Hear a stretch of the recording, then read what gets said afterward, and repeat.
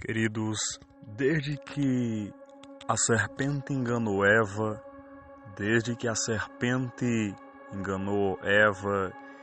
e Eva caiu em transgressão juntamente com Adão, o pecado vai passar a entrar no mundo.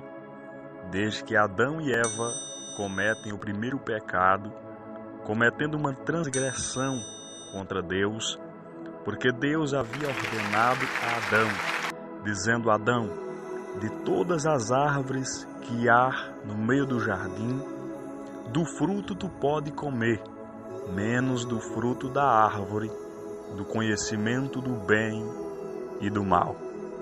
Mas como a serpente enganou Eva, porque Paulo escreveu a Timóteo dizendo que a serpente enganou Eva, e Eva oferece do fruto para Adão, Adão come, os olhos de ambos são abertos, e agora o pecado passa a reinar no corpo do ser humano. Como está escrito que nós temos que combater contra o pecado, porque o pecado reina nos corpos mortais. E todos os dias temos que combater contra o pecado. Quando o homem peca, quando a mulher peca, eles vão sair de uma dispensação chamada dispensação da inocência e vai passar agora a entrar a dispensação da consciência. Então o pecado começa a reinar. O homem agora é obrigado a combater o seu pecado e a lutar contra o seu pecado. E hoje, dos dias de Adão até hoje, o pecado está no mundo. Dos dias de Adão até hoje, se quisermos viver uma vida reta, santa diante de Deus, temos que combater o pecado. Temos que vencer o pecado, lutar contra os nossos desejos, lutar contra a concupiscência, que é o desejo da carne, é aquilo que nós olhamos com os nossos olhos, cobiçamos com o nosso coração e não podemos. Queridos, hoje o pecado é algo que está entranhado no ser humano, porque todos os dias nós pecamos. E segundo João escreveu na primeira epístola, no capítulo 1, versículo 8, ele diz que se nós dissermos que não temos pecado, nos fazemos mentiroso, enganamos a nós mesmos e a verdade não está em nós. Então é por isso que nós temos que combater contra o pecado. Agora você pode me dizer: irmão James, mas viver uma vida santa, uma vida reta diante de Deus, no mundo em que estamos vivendo, é muito difícil. Não é fácil, mas não é impossível, irmãos, vivermos uma vida reta, uma vida justa diante de Deus, mesmo nesse mundo corrompido a qual estamos vivendo, a qual o sistema toma de conta da mente do ser humano, a qual o sistema mundano toma de conta da vida de muitas mentes humanas, onde nós vemos pessoas sendo oprimidas pelo adversário, pessoas sendo oprimidas pela depressão, pessoas sendo oprimidas pela ansiedade, pessoas praticando suicídio, porque pessoas não estão tendo mais a graça de viver neste mundo e acham que tirando a sua própria vida vai resolver todos os seus problemas. Mas eu quero dizer que algo mais importante na nossa vida, algo mais importante no ministério de alguém, esse importante que eu digo é Deus. Deus, Ele não nos desampara, é por isso que nós temos que se apegar com Deus em meio às dificuldades, em meio às lutas, porque enquanto vivermos aqui nesta terra, nós vamos ser obrigados a batalhar, vamos ser obrigados a lutar pela sobrevivência, vamos ser obrigados a combater contra o pecado e vamos ser obrigados a lutarmos e vencermos as nossas batalhas e os nossos desafios. É difícil, mas não é impossível levarmos uma vida justa, uma vida reta diante de Deus nesse mundo corrompido. E eu quero mencionar 3 pessoas, ou até mais, 3 personagens bíblicos que viveram uma vida reta, uma vida justa diante de Deus, no meio de todas as adversidades e no meio de um ambiente que não era propício aos olhos humanos, ao homem levar uma vida santa e justa, mas as pessoas optaram por viver uma vida reta uma vida justa diante de Deus.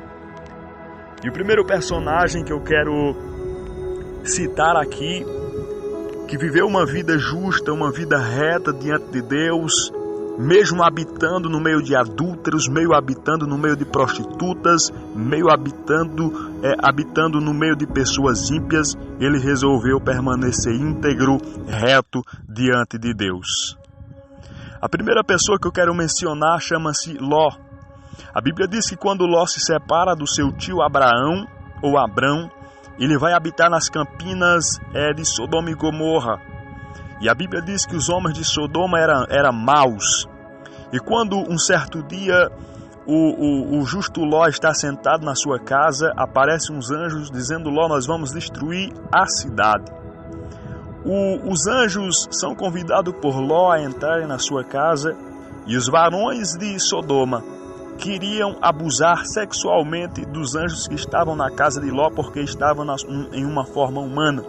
E eles diziam: Ló, tire os varão que está aí na sua casa para que nós o conheçamos. Conheçamos na Bíblia significa relacionar, um relacionamento. Mas anos mais tarde, Pedro vai escrever uma epístola, na sua segunda epístola, no capítulo 2, o versículo 6 em diante. Pedro vai mencionar que todos os dias o justo Ló via e ouvia sobre as obras injustas que os varões de Sodoma praticavam. Então eu quero te dizer nesse momento, os pecados dos varões de Sodoma, os pecados das pessoas de Sodoma, fizeram Ló desviar dos caminhos do Senhor, fizeram Ló deixar de ser justo, fizeram Ló deixar de acreditar em Deus? Não. Então por que os pecados da atualidade vai impedir você de acreditar no teu Deus? Por que os pecados da atualidade vai impedir você de continuar servindo a Deus? Vai impedir você de confessar a Jesus como teu Salvador? Então não é o ambiente em que vivemos, é o desejo que temos no nosso coração. Não é o ambiente em que nós vivemos, é a sinceridade que nós temos de praticar a justiça, mesmo que nós habite no meio de adúlteros, mesmo que nós habite no meio de bêbados, mesmo que nós habite no meio de prostitutos, no meio de ladrões, não importa. O que importa é nós carregar no nosso coração um desejo de justiça, um desejo de amar a Deus sobre todas as coisas. Então, não importa o lugar onde nós estamos ou o lugar onde nós vamos estar, o que importa é que nós estamos com o desejo no coração de servir e adorar o nosso Deus. Eu quero citar mais aqui 3 personagens, quatro: Daniel, Misael, Ananias e Azarias. Eles vão habitar na Babilônia, uma terra que existe milhares de deuses, onde o povo pratica o paganismo, onde o povo pratica a idolatria, onde o povo adora deuses estranhos. Sadraque, Mesaque, Abednego e Daniel vão parar na Babilônia. Um certo dia o rei faz uma estátua e ordena que todo o povo, tribo, língua e nação se curve diante da sua imagem. E nós vamos em um relato bíblico que que Mesaque, Sadraque e Abednego, eles resolvem não se curvar diante da imagem de Nabucodonosor, porque eles tinham no seu coração o intento, a atitude ou o desejo de adorar o verdadeiro Deus, Criador dos céus e da terra. Eles não se curvaram, estavam em um dos piores lugares que um cristão poderia viver. Estava em um dos piores lugares que uma pessoa que confessa a Deus, que crê em Deus no seu coração poderia viver. Mas mesmo estando em um dos piores lugares, eles não resolveram se curvar diante de uma imagem de ouro, de uma imagem de escultura. Então não importa o lugar onde você esteja, se você vai habitar no meio dos ímpios, não importa o lugar onde você vai estar, a influência que tem nesse lugar, porque a tua influência como servo de Deus tem que ser maior do que a influência mundana na tua vida. A tua influência tem que influenciar os outros a adorarem, se curvarem diante de Deus.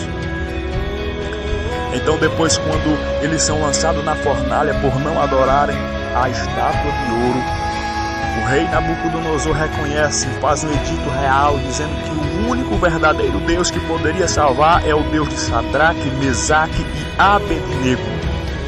E qualquer pessoa que se levantasse contra Sadraque, Mesaque e Abednego, por serem servos do Deus Altíssimo, teriam as suas casas destruídas e as suas famílias destruídas. Então digo para você, meu irmão, vale a pena adorar a Deus, vale a pena não negar a Deus por nada, vale a pena carregar Deus dentro dos nossos corações, vale a pena. O terceiro personagem que eu quero citar aqui chama-se José. José do Egito, ou seja, José estava no Egito, mas o seu coração não pertencia ao Egito. Todos conhecem a história de José. Todos sabem o que José passou. Todos sabiam que José governava o Egito, ou até governou o Egito, mas o Egito nunca governou ou nunca tomou conta do coração de José. Então nós podemos estar na Babilônia, nós podemos estar até habitando em Sodoma e Gomorra, nós podemos até estar no Egito, mas que o Egito não tome conta do nosso coração, a Babilônia não tome conta do nosso coração e Sodoma e Gomorra não tome de conta do nosso coração. Não deixe que nada, irmãos, preencha o espaço que Deus tem no teu coração. Não deixe que nada preencha, aleluia, o espaço que é para Deus preencher no teu coração. Que nada tome esse espaço que é reservado exclusivamente para Deus no teu coração. Então te digo, é possível sim nós vivermos justo, nós praticarmos a justiça, aleluia, diante de Deus, mesmo vivendo nesse mundo cheio de pecado, mesmo vivendo nesse mundo corrompido, mesmo vivendo nesse mundo a qual a Bíblia diz que o príncipe deste mundo reina, chamado Satanás. Porque, irmãos, nós estamos no mundo, mas nós não somos desse mundo. Você está neste mundo, mas eu te digo, se você és um servo de Deus, tu está neste mundo, mas tu não és deste mundo, tu és um cidadão do céu. Nós estamos no mundo, mas o mundo não pode tomar conta do nosso coração, assim como o Egito não tomou conta do coração de José. Então é possível sim você ser um servo fiel a Deus nesse mundo corrompido e cheio de pecado. Não deixe que nada tire a tua sinceridade. Não deixe que nada faça você abandonar a Deus, ou negar a Deus, ou ter vergonha do nome de Deus. Tu és um vencedor, tu és um servo, uma serva de Deus. Tu foi chamado para impactar, aleluia, o inferno, para saquear o inferno e povoar o céu, ganhando almas, compadecendo das almas, como está escrito no livro de Judas, capítulo único, dizendo assim: a piedade de alguns que estão no fogo, arrebatando eles do fogo e manchando aborrecendo até a roupa manchada da carne, a roupa manchada do pecado. Nós temos que odiar o pecado, irmãos. Nós temos que odiar o pecado. Nós temos que ter raiva do pecado, ódio do pecado. Porque o pecado tenta reinar nos nossos corpos mortais. E Paulo escreveu aos Romanos no capítulo 6 e o versículo 12, dizendo: portanto não reine o pecado nos vossos corpos mortais. O pecado não pode reinar nos nossos corpos mortais, mas a graça de Deus tem que estar na nossa vida. Que Deus te abençoe, te guarde e te livre de toda espécie de males, em nome de Jesus Cristo. Amém.